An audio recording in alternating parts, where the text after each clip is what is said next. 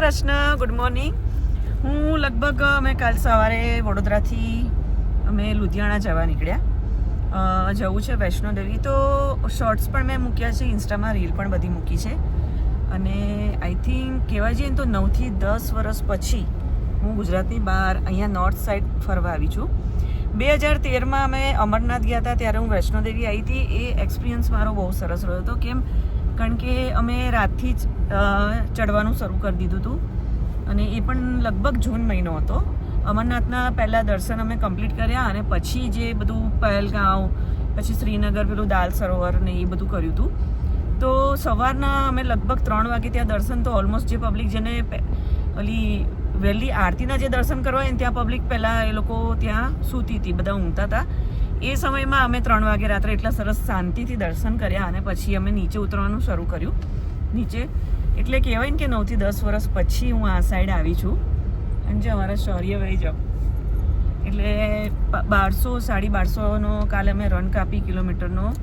અત્યારે અમે પંજાબમાં લુધિયાણામાં થાક ઉધાર્યો, અને હવે જવા નીકળ્યા છે કટરા. હવે ઓલમોસ્ટ એટલે આટલું ગુજરાત, મધ્યપ્રદેશ, રાજસ્થાન અને પંજાબ, હરિયાણા, પંજાબ. ઓકે, તો આટલું અમે સ્ટેટ બધા ક્રોસ કરીને હવે અહીંયા નાની નાની જર્ની છે. મતલબ આ જેટલા પણ હવે પ્લેસીસ છે બધી એ હવે નજીક કહેવાય. તો અત્યારે હવે અમે કટરા જવા નીકળ્યા છે. તો વચ્ચે વચ્ચે જો સારા સારા એવા સીન આવશે નેચરના ને બધા, તો હું ત્યાં ચોક્કસ વિડીયો કરીશ. તો હું પછી હવે કટરા જોઈએ હવે કેટલા વાગે પહોંચીએ છીએ, એ હિસાબ પર હવે ખબર પડે. હવે મજા આવી ને? પહેલા બીક લાગતી હતી ને?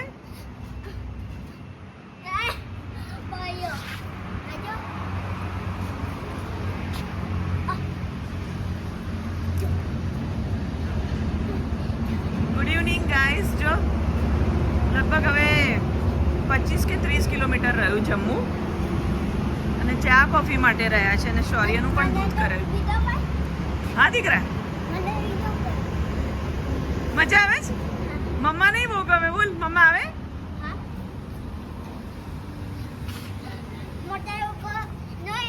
મોટા લોકો પણ આ તો બીચ છે, રમવા દે ને. કેટલો બીચ છે? કર તો.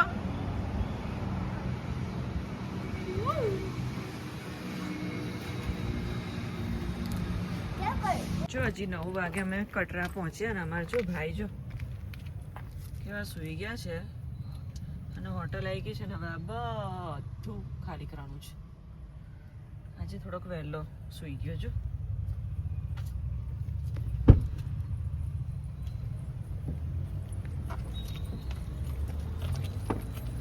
બધા કાઢ લીધા છે ને? સારા નિકાલના.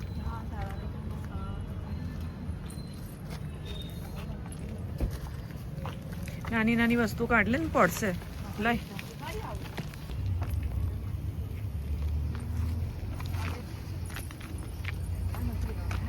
અમારી હોટલ છે કાલકા રોયલ. આજે પણ બહુ કંઈ ખાસ થાક્યા નથી, પણ નાની નાની પેલી વસ્તીવાળા રોડે છે ને, ટ્રાફિક અમને બહુ હેરાન કર્યા. એમ કહો, આપણે પેલા માતાજીના ડુંગરાથી પાછળની સાઈડ છે ને, એટલે નથી દેખાતો ને? નહીંતર મારે બતાવું હતું વિડીયોમાં. જો સામે છે ને, એ રેલવે સ્ટેશન છે,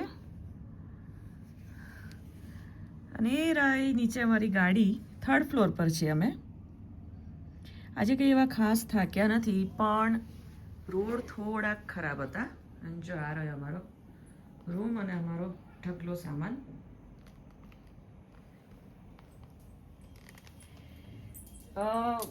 ગીચ એરિયા બહુ જ આવતો હતો, અને રોડ બહુ જ ખરાબ, ટ્રાફિક બહુ હતો. એટલે કાલે જે 1250નો સફર અમે તૈયાર કર્યો ને, કમ્પ્લીટ કર્યો ને, એનાથી આ 300 કિલોમીટરવાળો થોડોક વધારે હાર્ડ લઈ ગયો. કારણ કે પેલો હતો એક્સપ્રેસ હાઈવે, અને આ તો ગીચ વસ્તી આવતી હતી, traffic, local bus, local public, એનો ત્યાંનો લોકલ ટ્રાફિક, એ વચ્ચે બહુ નડતો હતો. થોડાક રોડ ખરાબ હતા, એટલે પણ પહોંચી ગયા. હવે અત્યારે થોડુંક કંઈક લાઇટ જમવું છે, નાસ્તો કરશું, સેન્ડવિચ જેવું ચાલશે. સફરમાં અત્યારે ટ્રાવેલિંગમાં હોય ને. શું બેટા? સેન્ડવિચ ખાવી છે? ટ્રાવેલિંગમાં છે ને ભાવતું પનીર ને બધું હેવી છે ને એ બધું બહુ અવોઇડ કરવું પડે. હા સેન્ડવિચ મંગાવીએ. હા અહીંયા જ કીધું છે. નિત્યમભાઈ આવે જ છે. હવે જોઈએ અહીંયા ઓર્ડર કરીએ પછી.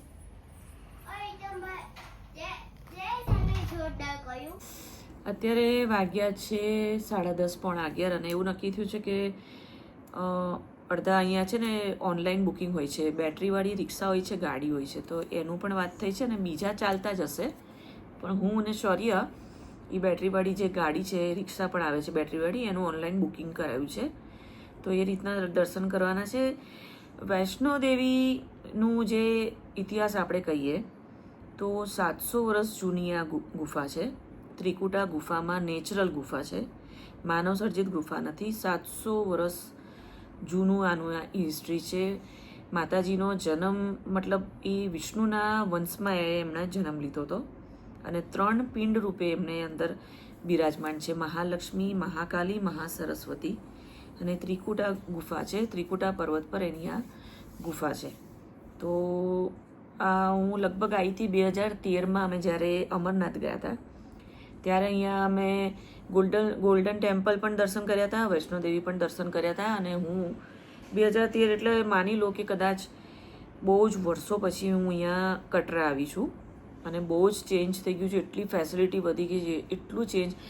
જેટલી પણ ફેસિલિટી વધે ને એટલે પબ્લિક બહુ જ વધે, અને પબ્લિક વધે તો ગંદકી વધે. એટલે આવું છે. તુલસી શ્યામમાં એક ટાઈમ એવો હતો તુલસી શ્યામમાં કે એક લાકડાની ચાવાળી એક હોટલ હતી. આમ તુલસી શ્યામનો જે એન્ટ્રન્સ છે ડાબી સાઈડ આમ જતા, અને ખૂણા પર એક લાકડાની હોટલ હતી ચાની. અને અત્યારે જુઓ તુલસી શ્યામમાં.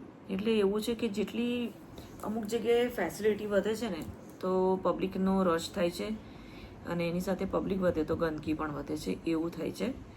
દેખીતી રીતે ભલે એ બધું ચોખ્ખું કરે, ગલીઓ હોય કે સ્પેસ હોય, કંઈક પણ હોય, મંદિર હોય, ચોખ્ખું રાખે, પણ એ બધો કચરો ક્યાં જાય છે ને એ પણ એક વાત જોવાની છે. તુલસી શ્યામમાં પાછળ રૂક્ષ્મણીના દાદરા ચડી છે ને ત્યાં બહુ જ સ્મેલ આવતી હોય છે. તો હવે અત્યારે તો શૌર્યભાઈના કિલોમીટર પૂરા છે, તૈયારી જ છે સુવાની.